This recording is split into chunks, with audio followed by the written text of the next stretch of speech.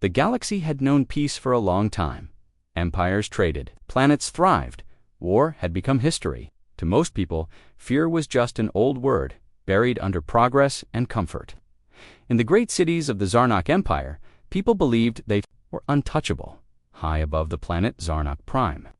Inside the Grand Knowledge Vault, Archivist Loren moved slowly through rows of ancient scrolls. Dust filled the air. Light flickered from weak ceiling bulbs. Most of these scrolls were never just filed and forgotten, but something had called him here. A strange energy, like something watching. Loren wiped his gloved hands and stopped in front of a blackened container. It had no labels. The lock was sealed not with technology, but with wax and an old Zarnok royal emblem, one that hadn't been used in over 2,000 cycles. He broke the seal. Inside was a scroll, written in a trembling hand. The language was Zarnok, but old, so old. Even the translator stuttered. The scroll read, "There was a time before peace, a time before empire. We stood beside them, humans, the Fireborn, the silent wrath. Then we betrayed them. We buried the truth in silence, but they do not forget. If they return, run." Loren's heart pounded. He read it again. Humans. That was impossible. Everyone knew humans were a myth. A bedtime story told to scare hatchlings, primitive creatures. Wild, dead for eons. No records, no sightings, just campfire stories. Loren backed away. His hand trembled. He looked up at the flickering lights above him. Suddenly, the air around him shifted, like gravity had tilted for a second. "Archivist," a voice called from his comms. "We just picked up something strange from the outer rim. A ripple, energy wave, unidentified." "What kind of energy?" Loren asked. "Old," the voice replied. "Very old. Like a signal trying to break through. But it's distorted. We're tracking it. Origin unknown." Loren stared down at the scroll again. "If they return, run." He didn't know why, but a deep fear settled in his chest. In the Senate Hall of Zarnak Prime, the mood was light. "Humans," Counselor Drevik laughed. "Come now. Archivist Loren has been digging too deep. There's no proof they ever existed. Just wild tales."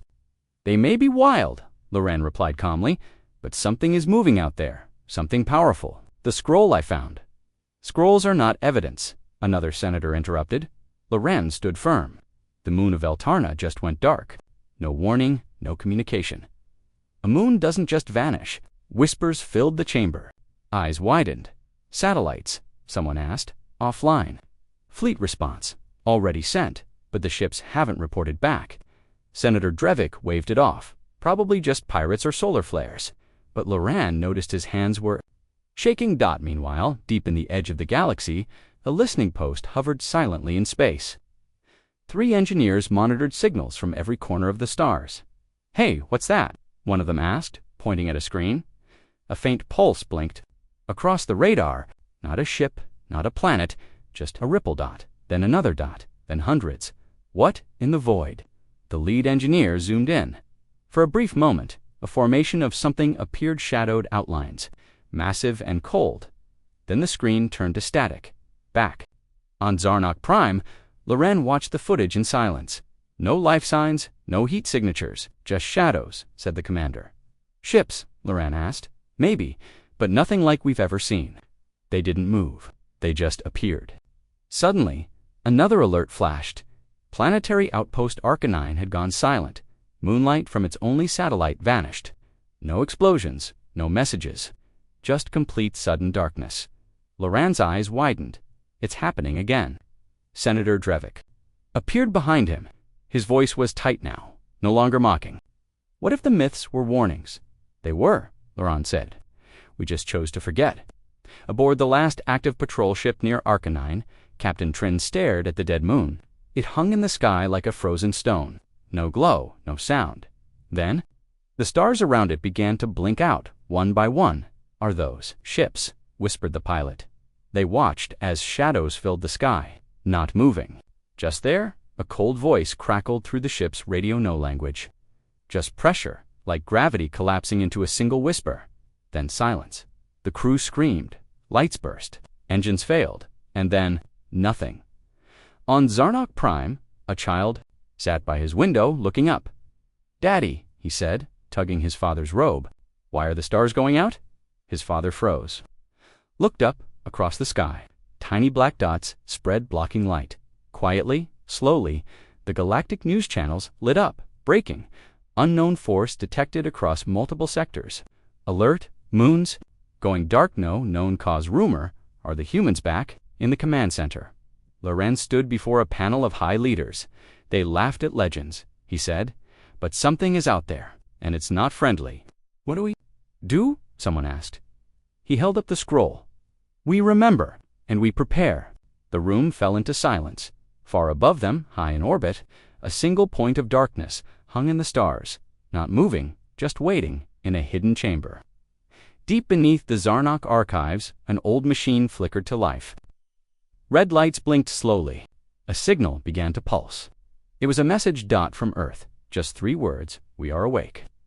The screen went black, and the stars began to fade. The galaxy trembled quietly. Most people didn't notice. Children played. Traders moved. Stars shined. But in the quiet corners of space, something had changed, and those who listened heard it on a silent outpost floating near the tyrant expanse. Operator Silon rubbed his tired eyes. The station's sensors had been acting strange for hours. Ghost signals, echoes, things that shouldn't be there. He leaned closer to the screen. Still nothing. His partner Rava said, "No, Sil," replied, frowning. "Something's here. Look." He pointed at the radar. A faint blip blinked once, then vanished, then blinked again. The timing was too perfect to be natural. Rava looked confused. A glitch. "No, it's rhythmic. It's trying to talk." He pressed a few buttons, cleaned the signal, and turned on the sound. It was a whisper, not in words, but in meaning. They heard sorrow. They heard anger. They heard anger. They heard memory. And behind it all a growing silence that felt alive. Suddenly, the blip turned into a wide formation. Hundreds? No. Thousands. And they were not moving like any fleet. They were waiting. Silent's face went pale. "That's not a fleet. That's a wall." Before they could respond, their station lights flickered. Their windows darkened. Then the entire listening post went dead. No sound, no screams, only static remained. Zarnak Prime. Senator Volek stormed into the command chamber, pushing past guards. "2 more outposts are gone," he shouted. No weapons fired, no distress calls, just gone. The other leaders looked at him with fear now. No one laughed anymore. Loran stood beside him. The old stories spoke of the burned sky, of a force so silent it erased entire worlds without warning. That was myth, someone whispered. "No," Volek said firmly, "it was warning." In the skies above the core world Viron, people gathered outside. A strange shadow moved across the sun. Not fast, not loud, just there. One child pointed, "Mom, the stars are broken." His mother looked uphand, dropped the food in her hands above them. Massive black shapes drifted through orbit. They didn't shine, they didn't hum, they just blocked light. Across the world, millions looked up all across Viron. Shadows fell. Back in Zarnak's central archive, Loren reviewed the ripple data. The same pattern kept repeating. A wave, a whisper, a warning. He enhanced the last signal from the destroyed listening post. The sound grew clearer. Now it was a voice, old, tired, but full of rage. It spoke one word, not in Zarnaki, not in any known tongue, but somehow every translator understood it. "Remember," Loran backed away from the console. "It's them," he whispered. "They're not attacking yet. They're showing us, making us feel it. On the diplomatic moon of Torellin, ambassadors from 40 species gathered. Panic had begun to spread across the outer systems. Rumors of Earth's return were spreading like wildfire. The Siren ambassador stood. "We demand to know who controls these ships." The screen above them flickered. Then it lit up with a single image, a warship, unlike anything ever recorded. Its surface was matte black. No symbols, no engines visible, just a massive, terrifying silhouette blocking starlight. The message beneath the image read, "Silence is our weapon. Memory is our fire."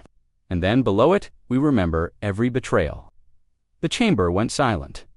On a refugee planet, an old man sat by a fire, surrounded by children. "Is it true?" One of them asked. "Are the humans real?" The man didn't speak. He opened a small wooden box. Inside it was a metal dot, old, rusted, but marked with an Earth flag. He whispered. "They helped us once. We left them behind. They never forgot." He looked up at the stars.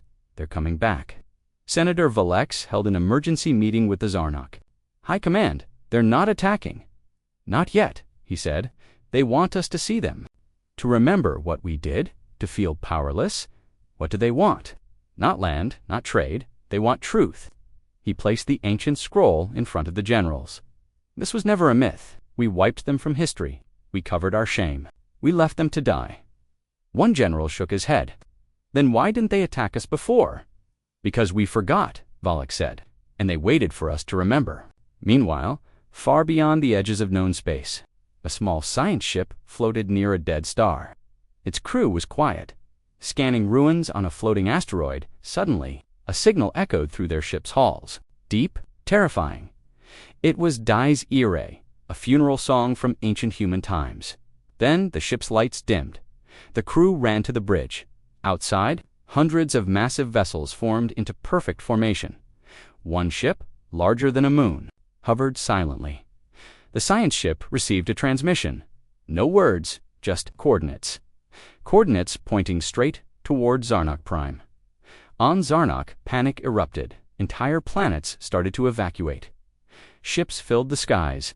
Civilian transports shut down. Loran watched the news feeds with dread. "The humans have not spoken," he said quietly. "Because they don't need to." Valex looked at him. "How do we stop them?" Loran turned toward the stars. "We don't." In deep space, 10,000 ships adjusted their position. Not closer, not farther, just there waiting, watching the galaxy. Held its breath. Then the lead ship sent a final signal. It wasn't a voice, it was an emotion. "We were never gone. You just stopped looking." The final scene showed a mother and child staring at the night sky from a small farm on a distant world. The stars above were gone, blocked, silent, and far in the dark sky. One red light blinked, just one, and it was getting closer. A signal was moving through space. It wasn't loud, it wasn't strong, but it should not have existed.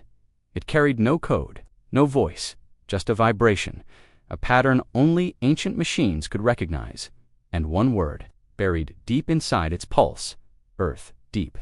Inside the Zarnok system, an old research satellite blinked to life. It hadn't activated in centuries. Most scientists had forgotten it even orbited there.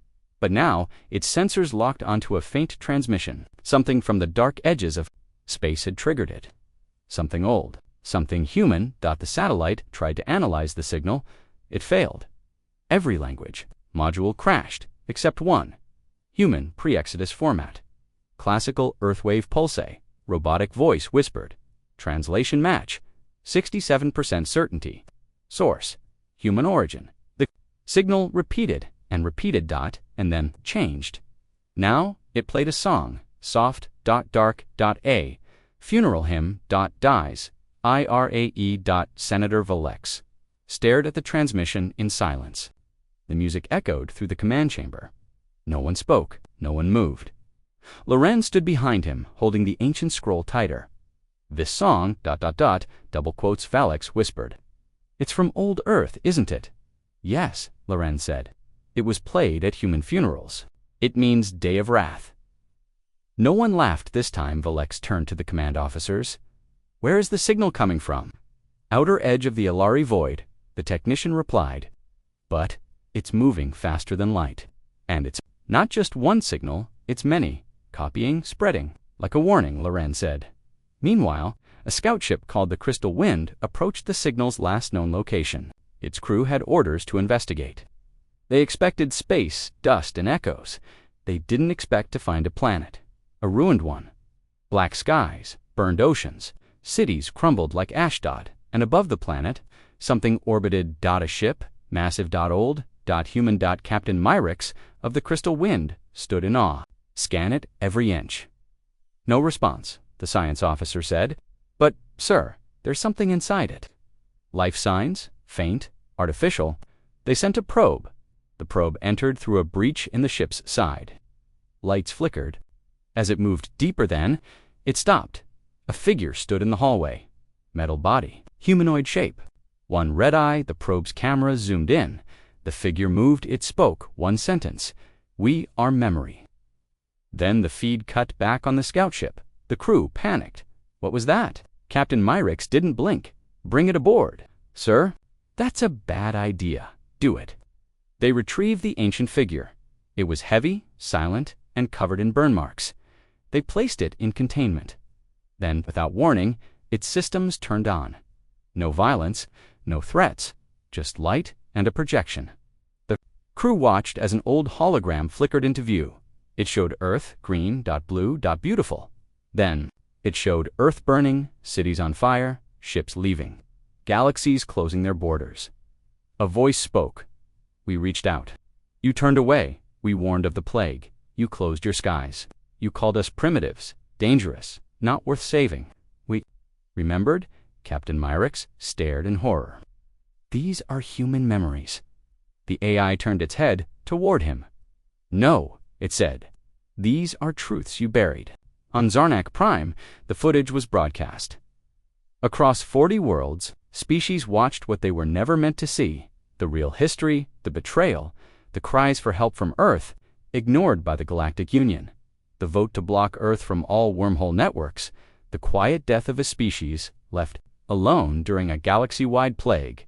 But humans didn't die. They hid, they built, they remembered.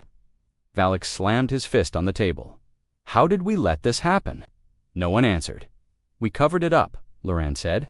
"The scrolls were sealed. The records purged. Earth was declared a myth. But they didn't forget us." Back on the crystal wind, the AI continued speaking. "Our world burned. You watched, now the stars will remember." The lights dimmed. The AI shut down. Its body fell still. Then the ship's sensors activated again.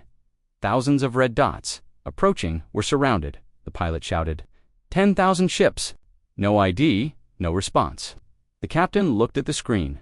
It was true. Human ships, black dot, silent dot, perfectly still on Zarnak Prime. The same vision appeared above the central tower, broadcast across every screen. 10,000 warships forming a wall in space. No movement, no sound, just a message. Then another line appeared. This is not revenge. This is balance. Across the galaxy, panic spread. Some species called for war, some called for surrender, others began praying. Monks burned their history scrolls and rang the bells of shame. On the trade world of Darien 6, all human relics were pulled from museums and thrown into space. But it was too late at a secret facility. Deep in the cold deserts of Zarnak's second moon, a door opened. Behind it sat a prisoner. He was old, tall, covered in scars, but his eyes were human, and he smiled when the alarm sounded. "They're back," he whispered. "They came from me." In the final scene, a child sits with his grandmother on a balcony, watching the sky. He points up. "Why are the stars broken?" She doesn't answer. Because high above, the stars are no longer shining. A wall of warships now blocks the light, and they are waiting, not for war, but for the galaxy to remember. Space was silent, but something had entered it, something vast, something forgotten. And now, the stars began to change. On the planet Darien 6, the skies were always clear. It was a trade hub full of markets, glowing towers, and laughter. Of ships landed every day. It was a place of life, until the sky turned black. A shadow moved above the city, not fast, not loud, just enormous. At first, no one noticed, but when it blocked the twin suns, people screamed. The shadow wasn't a storm. It wasn't a ship they knew. It was something else, in orbit. Defense Commander Rilix stared at the massive object above the planet. His bridge crew watched in silence. "No ID," the officer whispered. "No comes. It's not responding." "Scan." Rilix ordered. The scans returned, nothing useful, no life signs, no energy spikes. But the ship was alive, not in the way they understood, but aware. Then came the strangest thing. A wave of fear swept across the bridge. It wasn't a system. Failure, it was something. Emotionally, a memory rising from their own minds. Something the crew didn't understand. Something that whispered, "We saw you, we remember." Commander Rilix tried to stay calm. Raise shields, prepare to fire. His officer hesitated. Sir, we don't even know if it's hostile. I don't care. Fire now. The Darien Defense Fleet launched a barrage of plasma bolts. They struck the ship and disappeared. Not exploded, not deflected, vanished. Then all their targeting systems failed. Then communications dropped. Then the warships around the object turned, but not on their own. Something inside them had changed. Their engines stopped, their lights faded, their cores froze. On the planet, people looked up in horror. The giant black ship remained still. Smaller vessels were descending from it, 10 of them, long, silent, sharp as blades. They didn't land on buildings, they didn't attack, they watched. Each floated over a capital city and remained their silent guardians of judgment. And then the first message came, straight into the minds of every living being on the planet. We are the Echo Fleet. We are the memory of Earth. We did not come for war. We came to remind you of what you buried. In the Zarnok Council Hall, chaos erupted. This is invasion, one general shouted. We must strike first. Senator Valek slammed his hand down. Strike with what? Every weapon we've used has vanished. Another counselor screamed. They took Darien 6 without a shot. They didn't take it, Loran said. They're not interested in conquest. They're here for something else. What then? The commander demanded. Fear. Power. Loran looked down at the ancient scroll. Again, no, he said. They came for truth. Meanwhile, inside one of the descending human vessels, a drone-activated dot. It floated quietly over the Zarnok colony of Tarian 4. Inside, the drone was a memory archive. It projected holograms across the streets below. People stopped and watched. They saw humans working in factories on alien planets, building weapons, farming, fighting. They saw Earth begging for help during the Great Pleganord by the Galactic Council. They saw human scientists curing it alone. They saw Earth burning, leaders dying, colonies lost. They saw the moment humanity was erased from records, and one sentence repeated in every language, "You erased us." On the bridge of the human echo ship above Darien 6, a single figure moved, tall, fully armored, face hidden. He stood before a control screen and stared at a list of names: galactic leaders, senators, species, planets, next to some names, forgiven, next to others, judgment pending. On the far moon of Raxor, a group of scientists tried to analyze the human tech. They sent drones. All drones failed. They sent stealth, ships. All disappeared. Then a human message appeared in their Labana wall, scratched in glowing letters. Understanding is not permission. They shut the lab down. The Echo Fleet didn't speak much, but when it did, it spoke to the entire galaxy. Every screen, every broadcast, every planet, a voice echoed. Deep and cold, we did not vanish. You chose not to look. You left us to die. Now we return, not as ghosts, but as memory. Aboard a trade station in the Aran Belt, 2 alien children watched a video on a damaged datapad. It was a clip from old Earth, a boy helping an alien child during a food shortage. The alien mother watching it began to cry. On Zarnok Prime, Velex received a private message. It was not from the human fleet. It was from the Outer Rim, an old planet. Once part of the Union, but Velex read it. Aloud, we knew Earth would return. We saw their ships pass in silence. They never forgot. We buried our shame. They carry it still. Do not fight them. Listen, back in orbit above Darien 6, the massive Echo ship finally moved, slowly, silently. It left orbit, but it didn't vanish. It joined with thousands of others all across the galaxy. Echo ships began forming patterns, like a net, a wall, a message written in the stars. One final message was sent to every capital city, just 3 words: First Judgment nears. On Zarnok Prime, the people stared into the sky at night, and what they saw was no longer stars. It was a shape, a fleet, 10,000 ships. Blocking the light waiting, a farmer looked up from his field. He whispered to no one, "They're not attacking because they don't have to." And he was right. The galaxy was already falling into memory, into fear, into silence. And high above, the first ship remained, watching. The stars were no longer safe. The galaxy's skies were full of black warships, massive, silent, and motionless. 10,000 human vessels now orbited important worlds, and not one had fired a single shot.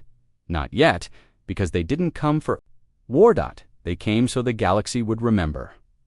On the desert world of Clonera, a young historian named Elari stood in a museum.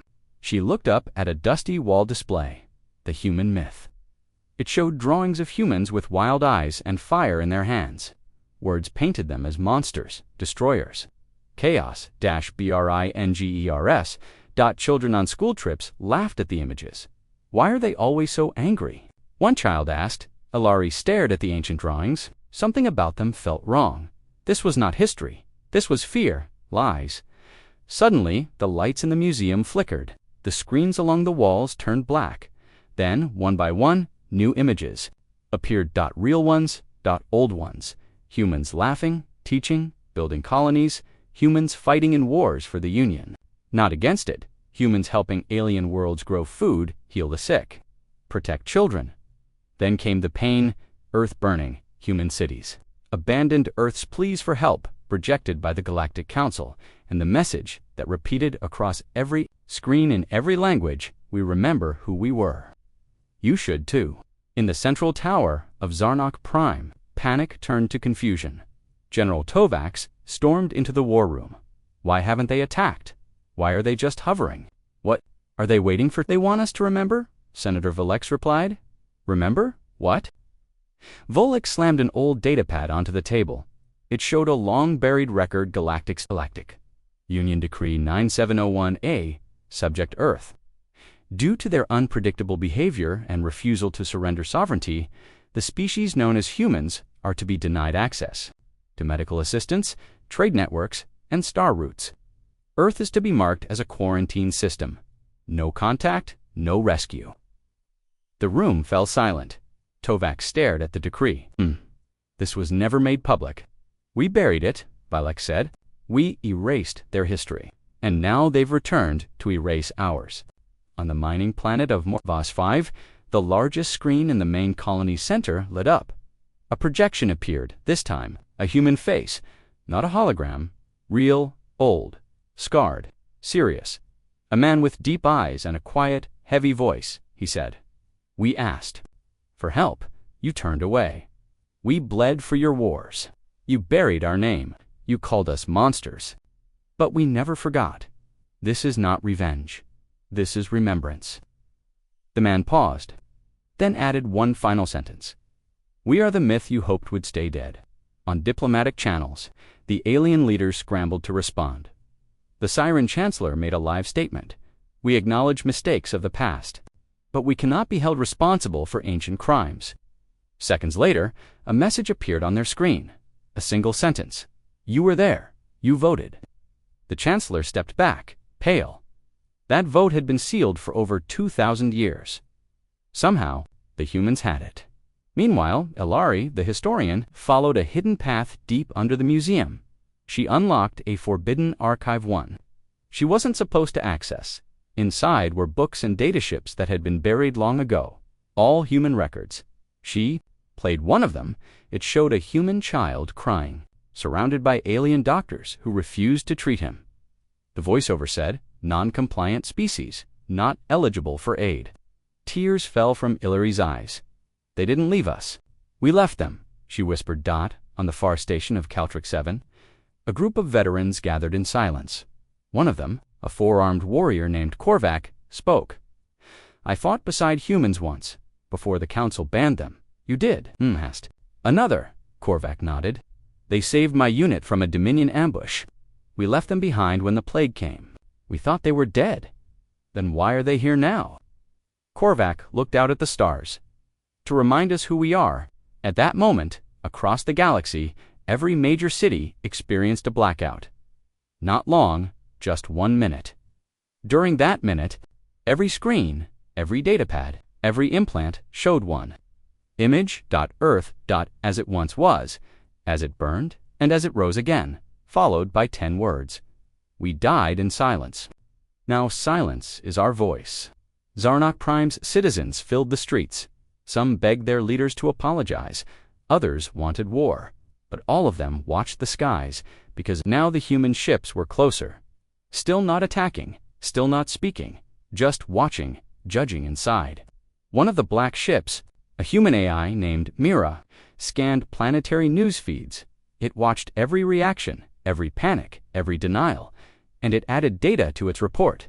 Zarnok Prime status, 68%, denial, 32%, regret MORVAS, 5 status, 51%, fear, 49%, understanding Clinera, status, 70%. Shock, 30% rage. Then it played back the voice of an alien child from Darien 6, whispering, "Why did we hurt them?" Mira marked the child's planet as hopeful. Senator Valix stood alone in the council hall that night. The others had left. Afraid, he looked up at the stars through the glass ceiling, and he spoke quietly. "Whatever we did, we deserve what's coming." Behind him, Loren stepped forward. "They haven't attacked us yet. They don't need to," Valix said.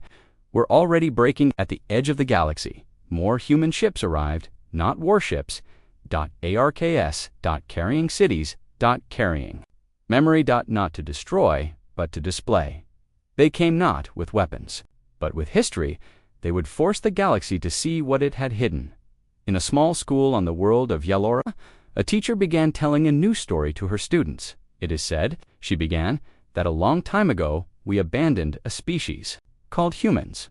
We told lies. We called them myths. But myths have long memories." A child raised her hand. "Are they angry?" The teacher paused. "Yes, but they're also hurt, and they want us to feel what they felt." Another child asked, "Will they forgive us?" The teacher looked at the sky through the window. "I don't know," she said, "but we must remember, because the myths were never myths. They were warnings, and now the warnings had come true." Night had fallen across the galaxy. But this night was different. It wasn't the usual dark of space. It was a darkness cast by something vast, by thousands of massive ships silently orbiting every core world, from the richest planets to the farthest colonies. People looked up, and the stars were gone. They weren't blinking, they weren't moving, they were being blocked by the wall of ships. On Zarnok Prime, Senator Volek stood at the edge of the Grand Tower, staring at the sky. The once golden clouds were now gray. The twin moons no longer shined. The human ships above his world didn't hum or glow. They didn't show weapons or threats. They simply hovered, watching. Velex turned to Loren. "They're not forming a fleet." "No," Loren whispered. "They're building a prison around the galaxy." From every world, the same images were broadcast. Massive black vessels lining the atmosphere perfectly, shaped each one the size of a moon. They moved into precise positions. Over cities, oceans, mountain ranges, no species could stop them. None dared to try. And still not one shot was fired. On the diplomatic moon of Silas, a dozen species gathered for an emergency summit. The HRL Admiral growled, "This is madness. We have no idea what they want." The Siren Queen hissed, "They are pushing us into submission." The Yoth Prophet raised a trembling hand. "No, they are waiting for us to listen." The hall fell silent. A new message appeared on every wall. The human ships had sent only 6 words: silence, memory, balance, justice, fire, peace. Then one more line: judgment begins now. On the frozen world of Ryanfor, a farmer walked out of his home and stared at the sky. Above him, a human ship floated. Like a shadow, he dropped to his knees and wept. "I was there," he whispered. "I voted yes to close Earth's gates. I was young. I thought we were right." The ship above him flashed once, then moved on.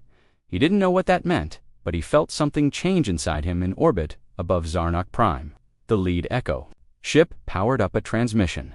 Its message echoed across all channels. A voice strong, female, human. She spoke simply. "We were erased from your history. We were labeled myth, monster, threat. But in truth, we were children of the stars, who cried out when we were dying, and were met with silence. Then you chose comfort. We chose survival. Now, we choose memory." On Morvus 5, children in a schoolyard watched a hologram project from one of the hovering human ships. They saw a small human boyfin coughing, knocking on the gates of an alien hospital. The guards refused him entry. He collapsed alone in the snow. The children didn't speak. They didn't blink. They just watched. and the teacher began to cry. Across the galaxy, thousands of similar broadcasts began. Each world saw their own betrayal. Not one lie, not one exaggeration, just pure, ancient truth. And the reactions were all different. Some people begged for forgiveness. Some accused their own leaders. Some fell silent and refused to look. But all of them remembered. Senator Valix stood before the Galactic Council once again. "The wall of ships is not a blockade," he said. "It's a mirror. They are showing us who we are, who we were." "What do they want?" demanded a High Admiral. "They want us to say it, to speak the truth, to confess." "Confess what?" Valix raised his hand and read from the hidden decree that had condemned Earth. "We left them behind. We chose to erase them. We called them dangerous because they were strong. We watched them die and said nothing. We let Earth burn." Then Valix looked up. "I am guilty," he said. The room fell quiet. Then a diplomat from the Freyland Empire stepped forward. "I too," she said. "My family voted yes." Then another dot and another. One by one, leaders stood and confessed. Far above, inside the lead human ship, the voice of the AI Myra read each confession as it came in. VA Lex confessed. Freyland, Queen confessed. Viren. Council silent. Darien leadership silent. Then Myra spoke to her ship's crew. Some remember, others refuse. Her commander, the same scarred human man seen before, nodded. Then it's time. On Darien 6, the human ships began to descend. Not with weapons, with drones. They floated down into government halls, museums, archives, and erased the lies. They replaced fake history with real memory. The people screamed. Some tried to fight, others dropped to their knees. The sky above them filled with one message: history has been corrected. Meanwhile, on the peaceful world of Illyria, a new message played across the sky. A peaceful one.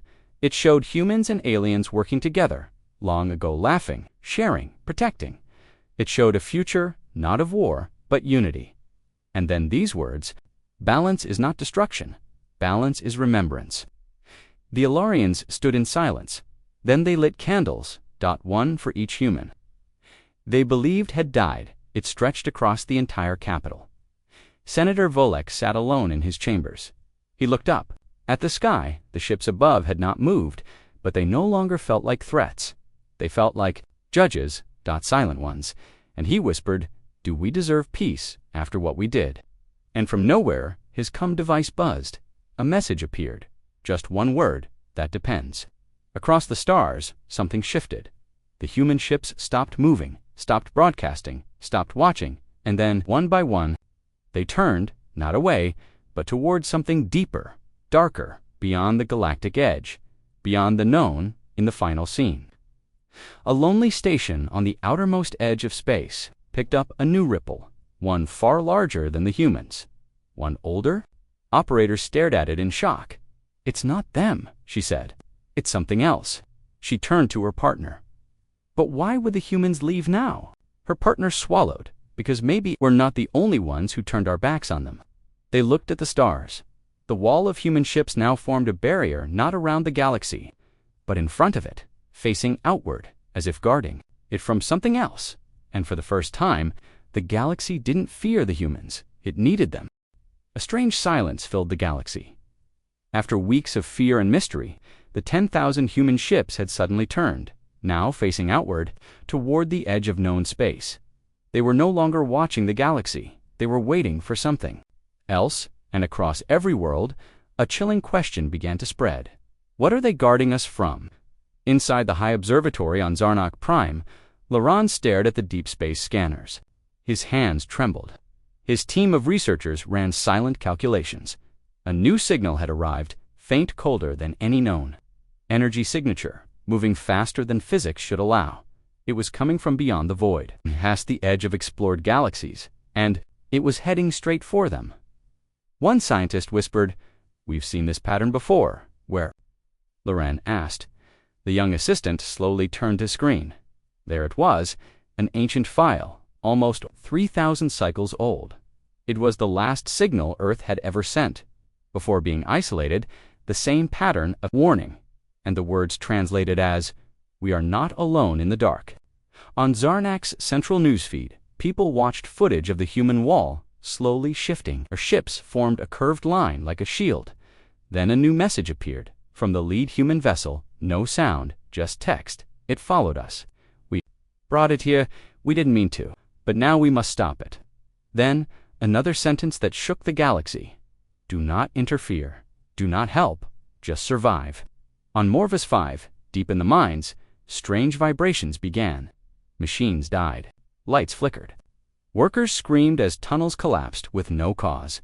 Something under the ground moved, and far above, the nearest human ship turned toward the planet and fired a thin beam of light.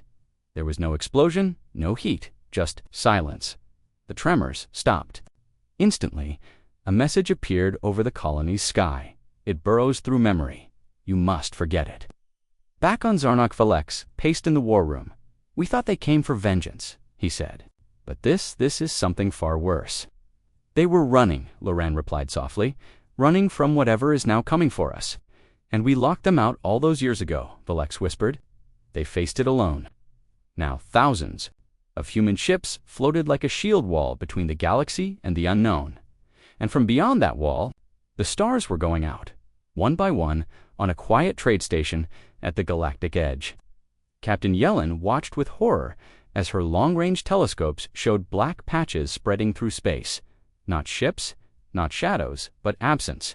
Entire star systems, vanishing without explosions. Like someone had turned off the lights forever. No debris, no survivors, just gone. Her communications officer gasped. Ma'am, the stars are dimming in real time. Yellen zoomed in. The darkness was moving, not random, hunting inside the lead. Echo Ship, the human commander, stared at the data. Mira, the AI, spoke calmly, target approaching. Phase disturbance, consistent with prior encounters. Time until arrival, 72 hours. The commander closed his eyes. How nani? Unknown. It is never the same twice. He nodded. Prepare the memory core and send the last archive. Across the galaxy, screens lit up once again. One final human message began. Before you cursed us, we discovered it. We called it the Hollow, a hunger in space. It doesn't kill with weapons. It removes meaning. It eats history, culture, memory, until nothing is left but silence. We fought it. We lost Earth because of it. We became machines and ghosts to escape it. But now, it's here. Because we are here, you will want to help. Don't. It feeds on fear, on attention, on light. Close your eyes. Stay in the dark. Remember us, but do not follow us. In the ruins of an old Zarnak library, the youngest students gathered around a glowing floor projection. It showed human soldiers with glowing armor standing before a massive void. The ground cracked. The stars faded. One child asked, "Is it real?" The teacher didn't answer. She was crying. Then came the sound. Across the stars, everyone heard it, not with ears, with their minds. A cold whisper. It spoke no language, but it brought only one thought. You see me now. I am real. Lights flickered across the galaxy. Dreams turned to nightmares. People screamed in their sleep, and high above, the human ships began to glow faint, reactivating energy fields no one had seen before. Like a last line of defense on a science moon. A group of alien researchers ignored the warnings. They launched a deep scanner toward the darkness. Let's see what it is. One said the moment the signal reached the void, they all collapsed. No wounds, no burns, just empty stares, their memories erased, their minds hollow. They weren't dead, they were forgotten. Back on Zarnak, Valix issued a galactic broadcast. He stood before the Galacanaut as a leader, but as a witness, everything we feared about the humans was wrong, he said. They weren't our destroyers. They were our warning. He paused. And now, they are our wall. On the outer rim, the darkness came closer. The first row of human ships met it, and they vanished. No explosions, just silence. Gone. One by one, the human wall held but only just. Mira, watching from the core ship, calculated losses. 30 vessels. Gone. Memory core, self-firist, no signals, no return. The commander looked toward the void. This is it. Then, for the first time, he smiled. Inside every human ship, recordings began to play. Memories of Earth, laughter, families, wars, hope, OATA. Planet once filled with life, now gone. But not forgotten, because these ships were Earth now, and they had chosen to die standing in a dark room on Zarnak. Loran clutched the scroll he once found, the final line, now glowing on its own, read, "When they return, you must not follow. You must only remember." He closed the book and whispered, "Goodbye." In the final scene, a single human ship remains. The others are gone. The void inches closer, and it sends one last message across all systems. Not of anger, not of fear, just 3 words. Hold the line then. Nothing. The galaxy is quiet again. But the wall is gone, the stars are back, and no one knows if the darkness is truly over or just waiting. The stars had returned, but they no longer felt comforting. They shined down on a galaxy that had watched a war without weapons, a battle without explosions. The human fleet was gone, vanished into the black beyond. They had stood between the galaxy and something older than death. Now only silence remained, but even that silence had meaning. On Zarnak Prime, the skies were clear again. No ships, no shadows, no warnings, but no one celebrated. The people of Zarnak walked slowly through their cities, whispering, watching, remembering. In the central plaza, someone had built a strange new statue overnight. It was not alien, it was human. A tall, armored figure stood, hands at its sides, head bowed, looking toward the stars. At its feet, a plaque read, "We did not deserve them, but they came anyway." In the council hall, Senator Valix sat alone, staring at a silent monitor. No messages, no threats, no demands. It felt worse than any war. Loren entered quietly. "Still nothing?" he asked. Valix shook his head. All gone, their ships, their signals, their AI cores, even their memory files, wiped clean. Loran whispered, "Maybe they didn't want us to remember them. Maybe they wanted us to remember ourselves." Valix looked up. Then why did they leave the last ship? Far above Zarnak, one human ship remained. It floated silently in high orbit. Dark, no lights, no engines, no energy signature. But it did not fall, and its presence made everyone nervous. Every telescope pointed toward it. Every world that once saw human warships now saw just this one vessel, waiting, watching. On Morvis 5, an engineer named Kale decided to act. He gathered a small crew and sent a drone toward the remaining ship. He didn't want to attack, he only wanted to. Understand? The drone floated toward the silent human ship. No response. No defense system activated it. It passed through a hangar door open, like an invitation. Inside. There were no crew, no movement. Only one hallway, lined with long, sealed pods. Inside each pod was a glowing core of light, and next to each names of human cities, memories, voices. The drone's final message was a data stream. They put Earth into the stars. Then it powered down back on Morvas. Kel read the message aloud to his team. "They didn't die," he said. "They became something else." One technician asked, "Then why leave this ship behind?" Kel replied, "Because someone needs to remember them, not as myths, not as monsters, as protectors." Across the galaxy, the mood began to change. The fear faded, and something older, deeper took its place. Regret on the garden world of Alaria. The priesthood opened the vault of silence. Inside were relics taken from Earth. Long ago, some were simple, a child's toy, a medical scanner, an old flag. The priests placed them in a new shrine, not to worship, to apologize, and to remember in schools. On Darien 6 history books were rewritten.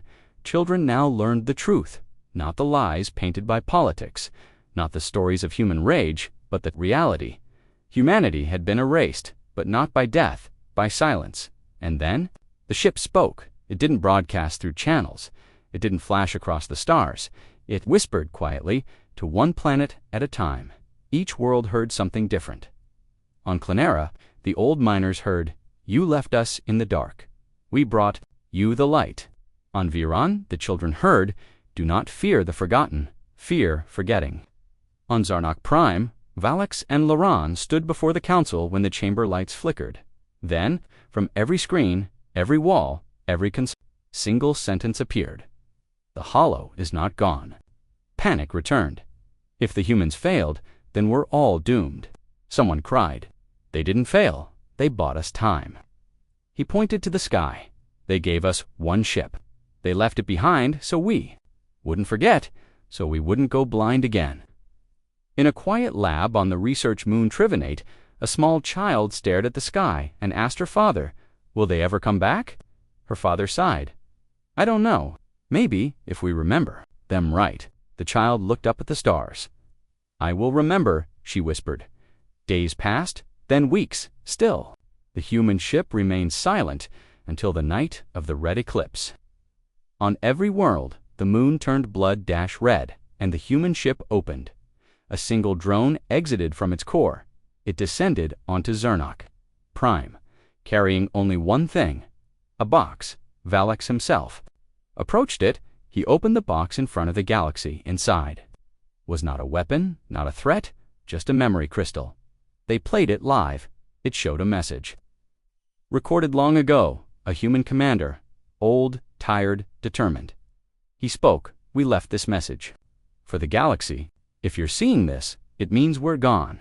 It means we stood and fell, so you wouldn't have to. You cast us out. You closed your eyes. You locked the gates. But still we came back, because someone had to. He looked directly into the recorder. We became the wall. But walls do not live forever. One day, you'll have to stand on your own. Remember us not as legends, but as what you tried to forget. Humanity. The screen faded, and the last words remained. Protect each other. Don't wait for myths. Be the memory that saves your future. The drone collapsed, and the sky was quiet again. Valek stood before the people of Zarnak, holding the box. His voice shook. They saved us from something we still don't understand, and they asked for nothing. Not land, not power, not forgiveness. He turned to the galaxy-wide cameras. So we will give them something anyway. We will not forget. We will speak their name. Not in fear, but in honor. And then, for the first time in galactic history, a day of remembrance was declared. Earth Day, 1 year later, on a quiet farming moon, a child played with a toy shuttle in the grass. He pointed up at the stars. "Dad, are the humans still out there?" The father looked toward the night sky, where the last human ship once floated. Now there was only emptiness. He smiled, maybe, far, far beyond the stars. In a dark, broken system, past all maps. A single red eye blinked once, and a human voice whispered, "Not yet." A full year had passed since the human fleet vanished. Worlds had returned to their quiet lives. Trade had resumed. Wars had stopped. No one wanted to anger the silence that remained, but not everyone forgot, and not everything was at peace, because the humans had warned the galaxy. The hollow is not gone. And one day, it whispered back, on the remote world of Varnus 3, a deep space mining crew drilled into the black rock crust. They were looking for energy crystals. The machines worked fine. The crew laughed, drank, and talked about old human stories. Maybe they'll return, one worker joked, or maybe they became ghosts. Another said, then the drill struck something. Not rock dot something, soft something, alive. The machines stopped. The lights went dark, and from the hole came a low voice. Not spoken, not heard, but felt. You remember them? That was your mistake. A week later, the entire mining colony vanished. No explosions, no signals, just silence. Ships sent to investigate were never found.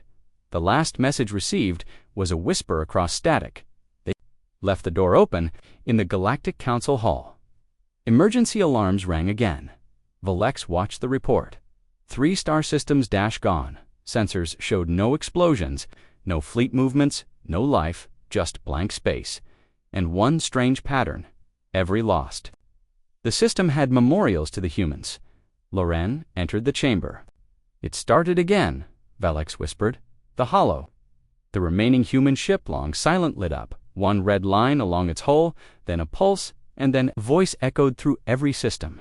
Not human, not machine, but something else. They held me back. They died for you. but now they're gone, and I am free again. Every screen across the galaxy went black dot, every broadcast froze, only the voice remained. I do not destroy, I consume what you forget, and you tried to forget them. On the peaceful world of Valeria, the skies turned dark.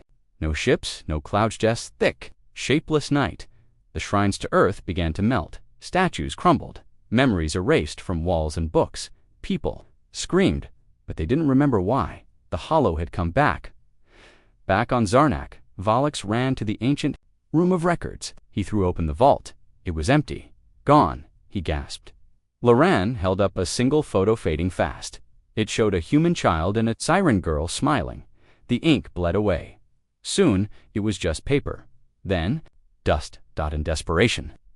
Scientists gathered at Trivon-8. They searched for traces of the humans' tech, for anything they could use to defend the galaxy.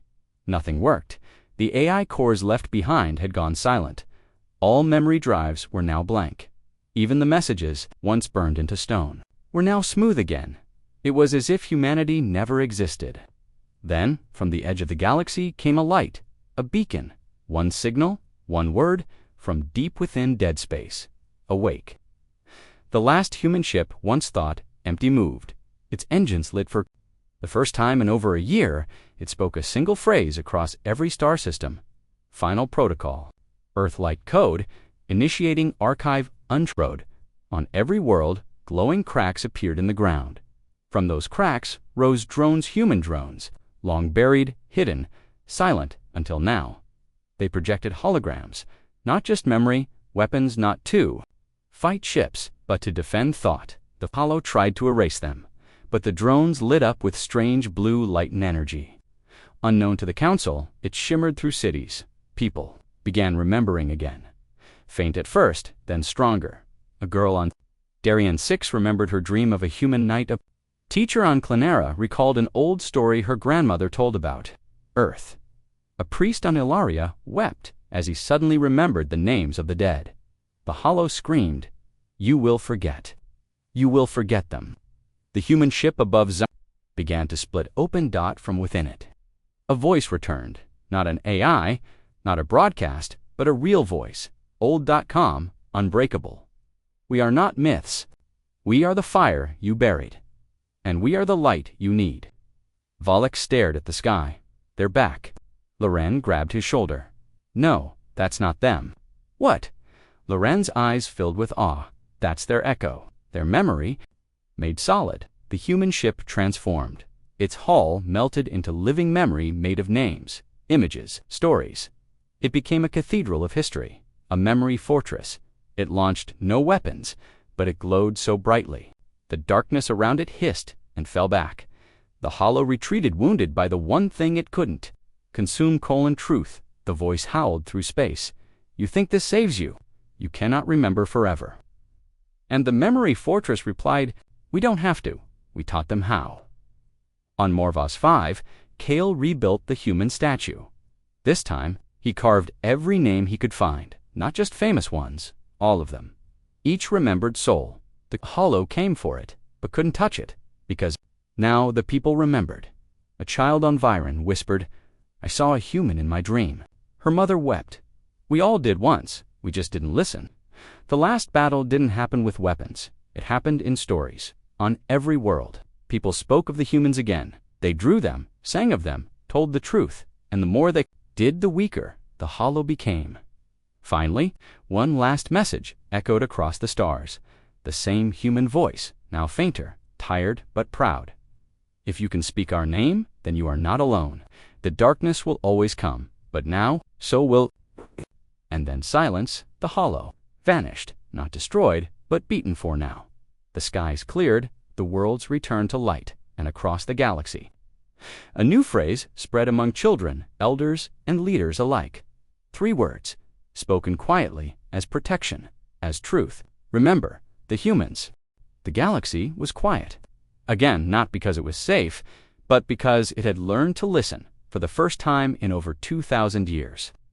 Worlds once divided by fear and lies were now bound together by a single truth. Humanity had saved them. And now, the galaxy had only one mission to remember. On Zarnak Prime, The council chambers had been rebuilt, not for power, but for truth. Senator Valax stood in the center. No longer a politician, but a speaker of memory, he addressed the galaxy. We once erased them from our records. We turned our backs when they were dying. We called them monsters, then myths. And still, they returned. Not to conquer, but to protect. Not to demand justice, but to remind us who we are. He held up a small objective piece of scorched metal from the last human ship. Now floating in a memorial ring around Zarnok, engraved on it were just 3 words. We remember Earth. Across every world, monuments were being built. Not tall towers of power, but small, glowing stones. Each one pulsed gently, like a heartbeat. Each one carried a memory, not of battles, but of the moment someone remembered. What humanity stood for: kindness, courage, sacrifice. On the one silent world of Varnus III, where the Hollow had first returned, green life now grew again. The mines were sealed. In their place, a garden of memory stood. No signs, no statues, just silence and light. On Morvos 5, Kale finished carving the last name into the wall of Earth. Not a hero, not a soldier, just a child, one of millions forgotten when Earth was abandoned. He stepped back and whispered, "You're remembered." Now, and deep in the jungles of Clonara, Ilari, the young historian, wrote the first official book in the galaxy, titled They Were Real. Inside were not just human facts, but their last messages, their warnings, and the final truth they left behind. The stars are not safe, but we can be if we remember. Still, there were some who questioned it all, doubted it, feared it. On Viron, a rebel faction rose up, declaring that humans had faked everything, that they were still dangerous, that they might return to take control. But as their ships prepared for launch, the sky above them pulsed blue. The memory stones across the planet lit up, and the ships powered down. Not from an attack, but from remembrance. The people refused to forget, and the rebels dissolved. Then came a signal, one no one expected, not from the hollow dot, not from the humans, but from beyond, a distant beacon far outside the known galaxy, an ancient pulsing light. It sent one simple message: you remembered. So did we. The galaxy froze. Another voice, another memory, or something else. The council convened instantly. Loran stared at the data stream. This signal, it's not human, but it's also not hollow. Valax narrowed his eyes. Then who is it? The answer came through one image. A blue star, and floating around it, 3 ships. They weren't black like the old human warships. They were white, pure, clean, and shaped like wings. The signal returned. They are not gone. They've become something new. Elari read the translation again and again. What does it mean? Loran answered softly. They ascended, not as gods, but as guardians. On Darien 6, a group of children played in the fields. They looked up and saw a faint streak of light across the sky. One child smiled. That's them, she said. Another asked. The humans. The first child nodded. They're watching from up there, so we don't forget. And then, for the first time in over a year, the stars spoke, not in words, but in feeling. Every species, every child, every elder heard it the same way. A memory, a voice from long ago, a message buried deep in every race that had once known Earth. You are not alone. We remember you too. At the edge of the galaxy, where the Hollow had once waited, a wall of light now stood. Not human ships, not machines, just memory, alive, powerful, unbreakable. The last defense wasn't technology. It was truth in the final chamber of the archive moon.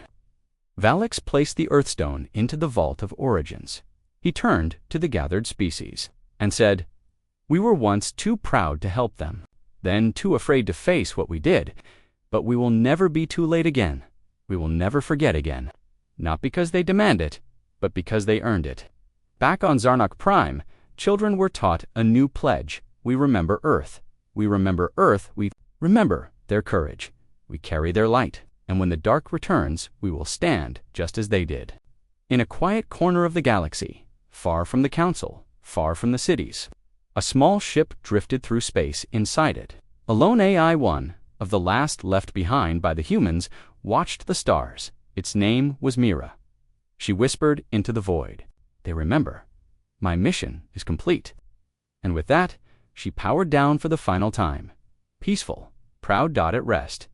And so, the galaxy turned. The stars burned on.